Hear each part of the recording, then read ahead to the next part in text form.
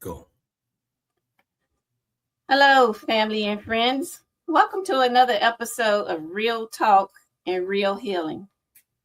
I'm Sheila. In this segment, we're going to talk about why Black men don't seek healing and why some women won't date them until they do. And I'm Clayton, and I'm ready to stir the pot today, Sheila, with you, girl. We're going to fight on this one. And Sheila, when you come to the topic, and this type of topic, girl, I'm going to tell you something. My blood pressure gets so high. You know, doing talking to you, it can be 120 over 60.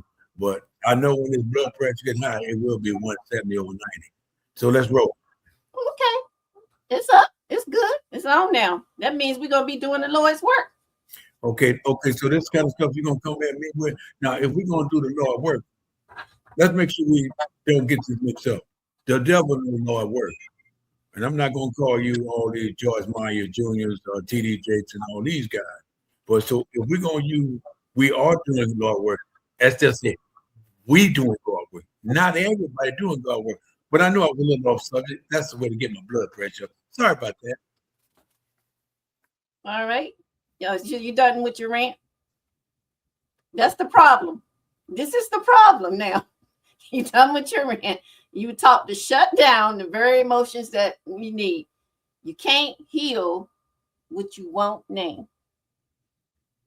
Well, let's start with the big question as to why do so many Black men avoid talking about, healing and therapy even when they clearly need it? Girl, look, only thing I can tell you, that's the way we grew up because we was raised about how to survive.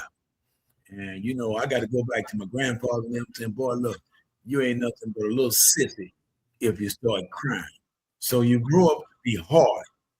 You grew up to keep a lot of things in your heart.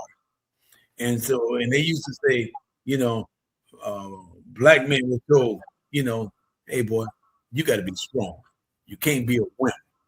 And so I still have that same kind of mentality. But I'm going to tell you something, regardless of what I was taught in order to survive, there's going to be a time in my life I say I would never cry in front of a woman. I'm hard. But let me tell you something, things change after a certain period of time. So that's how it started generating, taught a certain way, how to be hard.